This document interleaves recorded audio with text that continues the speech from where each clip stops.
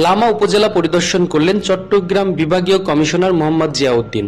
বুধবার দুপুরে বিভাগীয় কমিশনার লামা পৌঁছালে উপজেলা পরিষদ চত্বরে লামা থানা পুলিশ তাকে গার্ড অফ অনার দেয়। এ সময় লামা উপজেলা নির্বাহী অফিসার মোহাম্মদ মঈনউদ্দিন ও সরকারি বিভিন্ন দপ্তরের দাপ্তরিক প্রধানগণ, বিভাগীয় কমিশনার ও সফর সঙ্গী বান্দরবান জেলা প্রশাসক শামীম আরা রিনিকে ফুল দিয়ে বরণ করেন। দুপুর 2টায় বিভাগীয় কমিশনার লামা উপজেলা প্রশাসন হলরুমে দাপ্তরিক প্রধানদের সাথে মতবিনিময় করেন।